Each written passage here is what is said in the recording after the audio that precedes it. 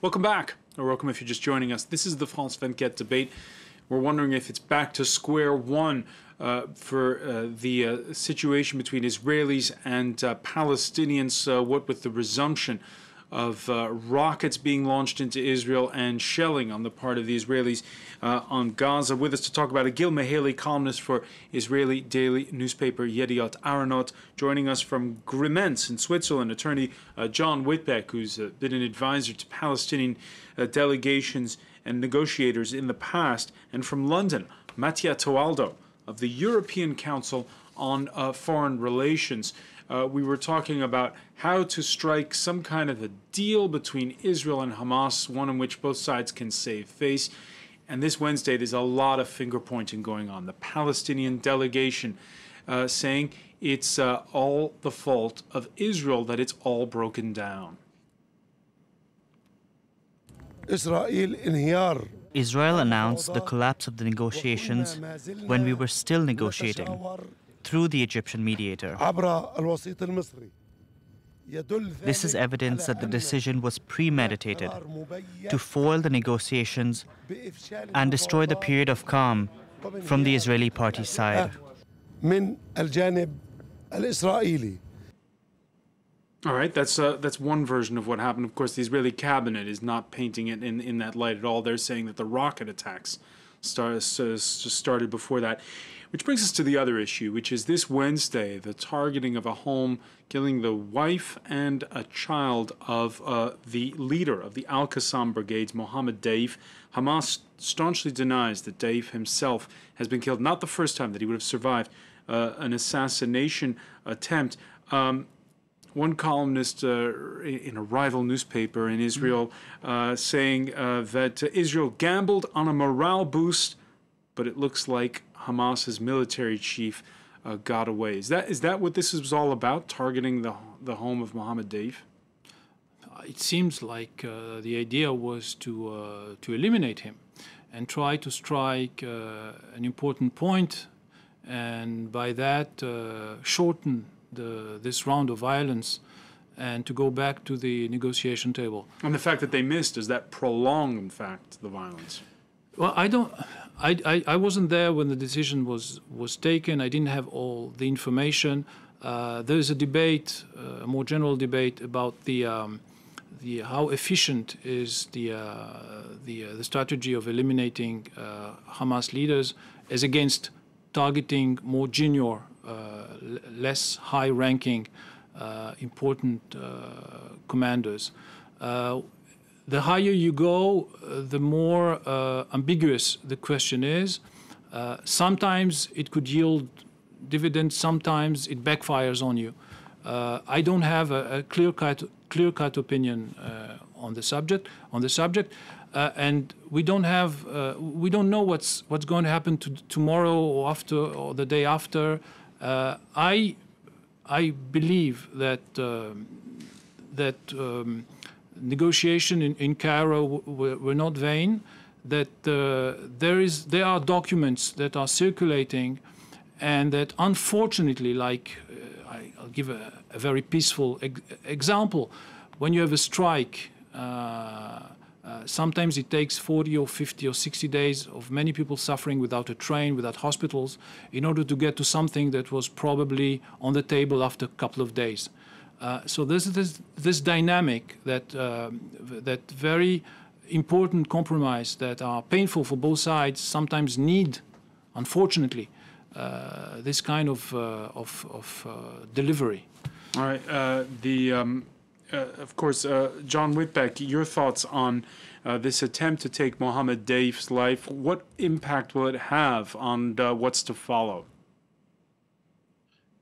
I can only guess, but I would think that killing the wife and infant-only son of the chief Hamas military leader is something that logically should produce even greater violence on the Hamas side.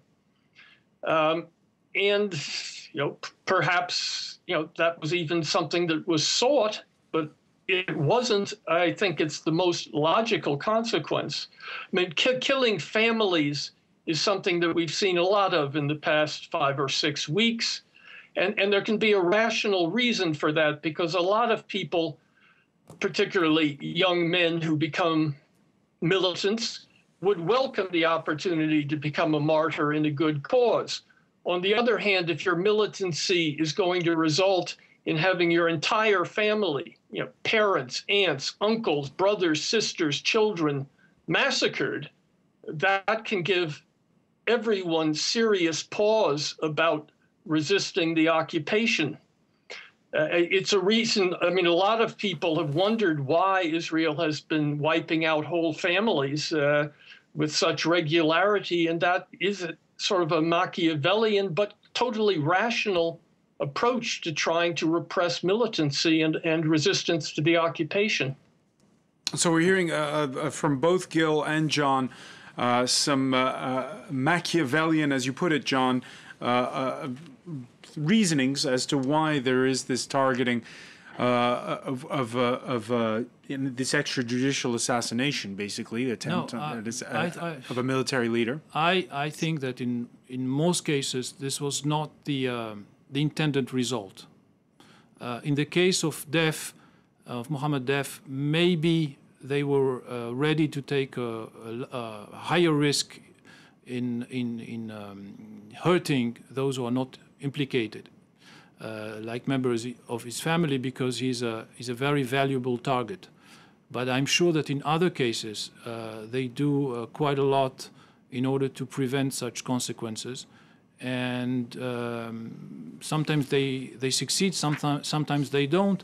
The Hamas chose the ground on which this war is being fought, and so he shares the responsibility.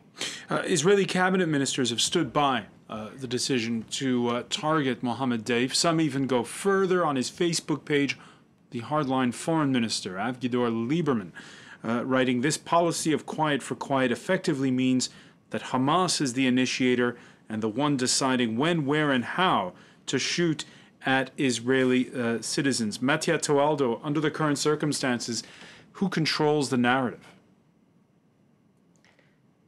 Yeah, it's true that under the regime of quiet for quiet is inherently an unstable one. And this is the problem. And this is why I think there is no going back to square one. I think you need to change the situation on the ground, because the problem is in the quiet for quiet exchange, the people in Gaza have not received much. Because the blockade was not even tuned down during 2012 and 2013, when Israel suffered very few casualties. So if you want to bring Hamas back to the negotiating table, you need to show them that there are clear incentives in going through politics rather than going through violence. Has this happened? I'm not sure. I think that the litmus test is the issue of the seaport, which has been discussed during negotiations, because that would mean that Gaza has an access to the outside world. And I think that would have a highly symbolical value also for the people of Gaza, that the blockade is really ending and that you do not really have just a temporary agreement in which Israel decides whether it opens or not the taps of the blockade.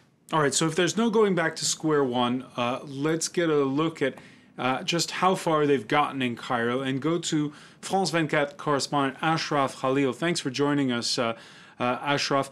The Egyptian negotiators, very discreet, and we don't see them on television. What do we know so far about how far they've gotten?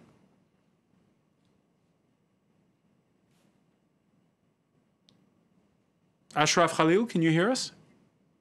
All right, we seem to have lost the connection with Cairo. We'll try to get that back for you in just a moment. One reaction, by the way, coming in on Twitter from Derek, saying Israel holds all the aces and will never give Hamas all that it demands without any grave threat to its sovereignty. We can now go to Cairo and join Ashraf Khalil. Ashraf, we were saying how the Egyptian mediators, we do not have Cairo, all right? Hopefully three times lucky. Just take the opportunity to remind everyone that in 2005, Israel withdrew from Gaza. It dismantled the colonies. And if there is a blockade today, it is because the first thing that Hamas did after winning the election in 2006 is preparing the tunnel operation that culminated with the abduction of Gilad Shalit. That 10 months later, there was a coup d'etat and they ejected Fatah from Gaza. From the Gaza Strip. And this is where all things started. It started with the idea of Ariel Sharon to do exactly what John and Matthias are proposing today. They called the Europeans in order to control the borders. Israel withdrew from the southern border between Egypt and Gaza. Everything was in place in order to create a positive incentive, in order to help Gaza develop.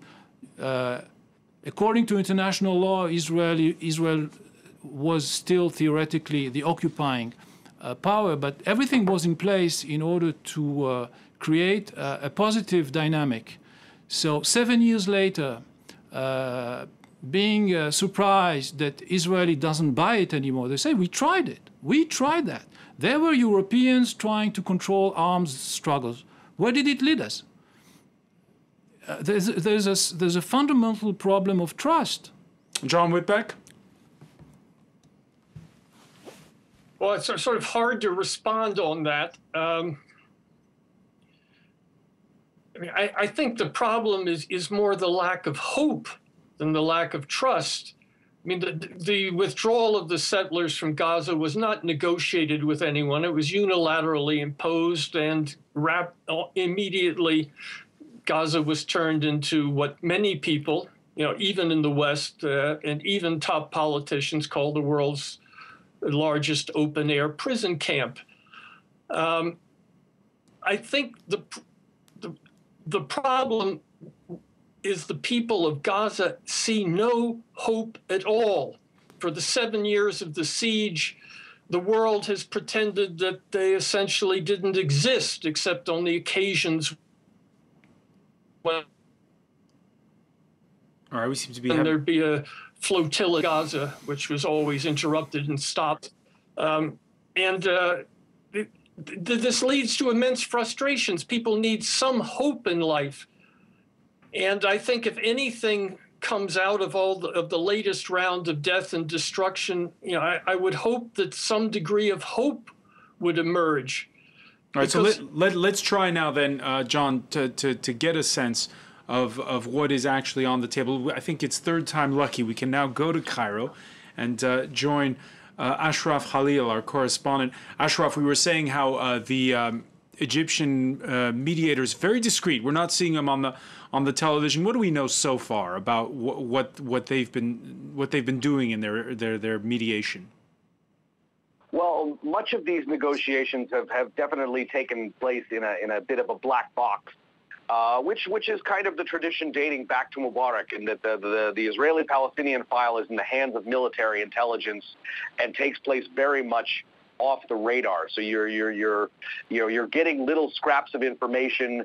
Sometimes the best information we would have would be when one of the Palestinian negotiators would go onto Twitter and talk. And so they're not going on television. They're customarily discreet in these matters. But from what we know of the broad shapes of it, the Gazans were essentially pushing for some sort of concrete concession that would ease the suffering inside of the Gaza Strip, would ease freedom of movement, would end, as your previous guest said, the status as a large open-air prison.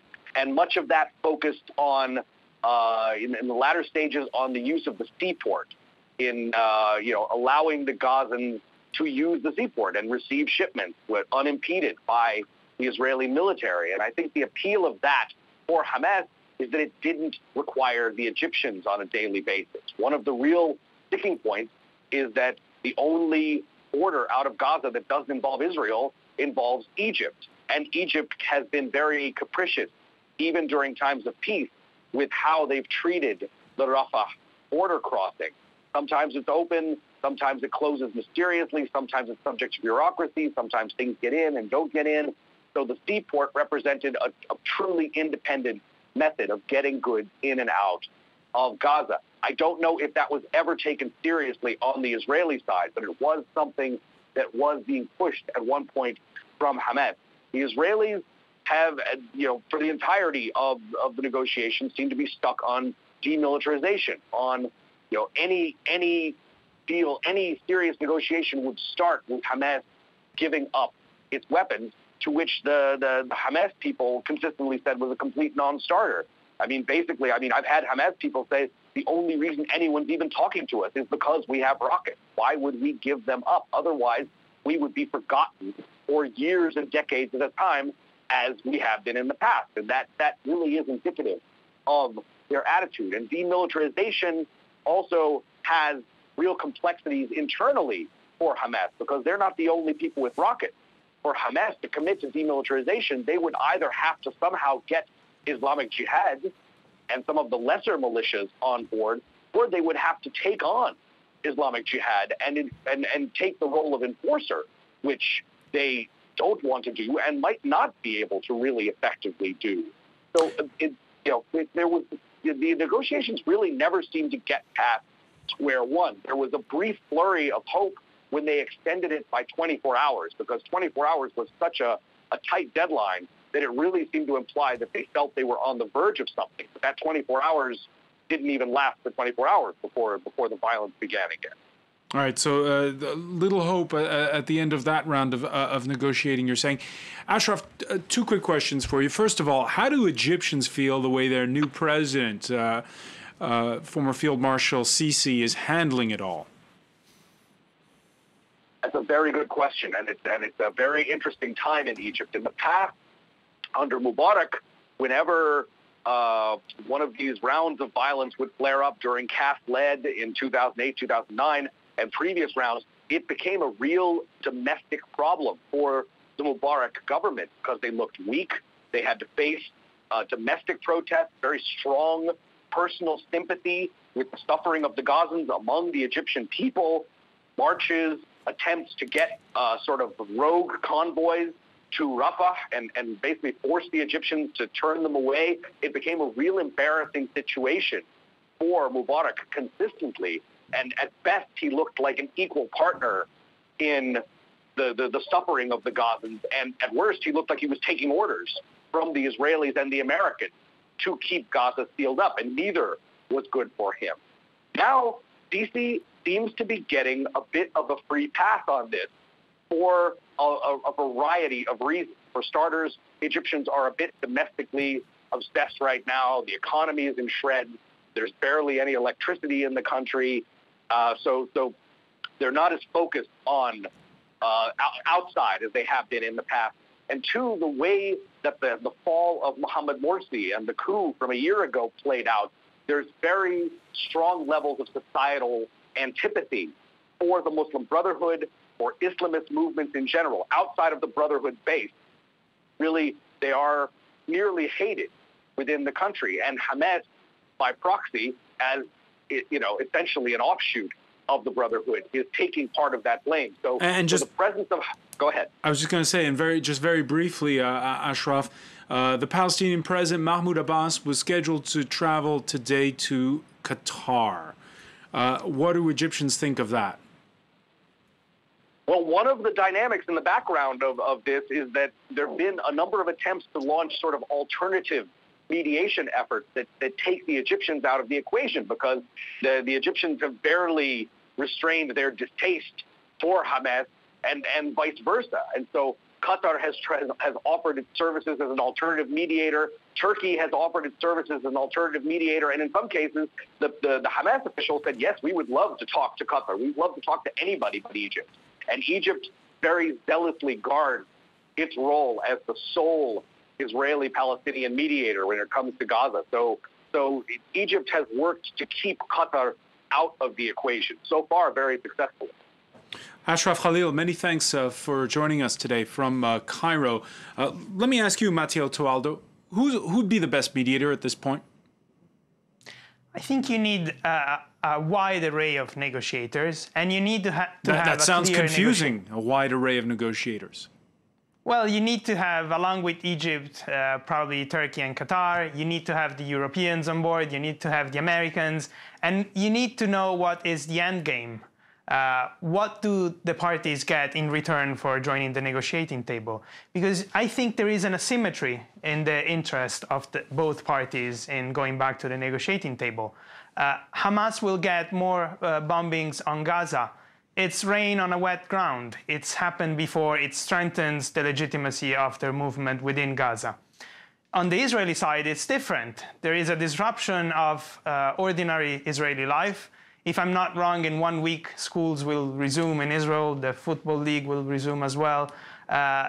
Life will not get back to normal. How long can this go without damaging the reputation of the prime minister and the high ratings he's getting in the opinion polls? So Netanyahu needs negotiations more than Hamas does. Hamas can go on for months firing rockets at Israel until it depletes its arsenal because it has nothing to gain from a return to the status quo. John Whitbeck, do you agree? And who do you see right now? Is Cairo still the place to be to try to forge some kind of solution? The Egyptians are so antagonistic toward Hamas that I'm somewhat amazed that they seem to be the only negotiator at this point. I mean, it's not an improvement over having the United States as a so-called honest broker, which has always been rather ludicrous. But it's difficult, to come up with someone else who could do better. I think the Qataris and the Turks are seen as so pro-Palestinian that while I'd love to see them take over the Egyptian role, I can't imagine the Israelis would want to talk to them. Perhaps if the British or the French had the courage to bite the bullet, that they are still people who have some respect on both sides, whether they deserve it or not. I think it might be good if they tried, but it's not easy to come up with someone who's going to be a welcome interlocutor for both sides. Gil Mehaly? I would just point out that it's interesting to note that three different Egyptian regimes, Mubarak, Morsi, and al-Sisi, share the same vision of Hamas as Israel. So you can say everything you want about Morsi? Israel. You're including Morsi in that? Of course, in those three? They didn't change their strategy, and they brokered the ceasefire in November 2012. And whatever Morsi said, the army continued the same strategy. I understand that those who are looking at us see things that Israel, of course, has its stereotypes and its prejudgment, but Israel is not the only one that has this vision of Hamas. And then for the seaport and the airport, for all matter of fact, Gaza is an enemy state for Israel. If you read the Hamas charter, it's completely delirious. There's no place for Jews, for Israel in any place in Palestine, and so when your enemy state that is threatening you wants a port, then you put forward the demand to demilitarize, so you can have something against it.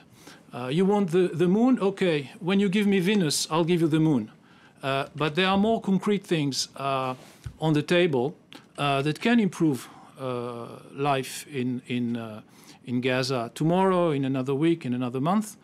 And I really think that the big issue is whether or not Hamas is ready to join the Oslo logic, which means to renounce on the use of violence in order to achieve its goals. And at that point, I think everything could be on the table. All right, let me just get a final reaction from John Whitbeck to a statement made a short while ago by Israel's Prime Minister Benjamin Netanyahu, saying a new diplomatic horizon can be foreseen once security is restored. Your reaction to that statement?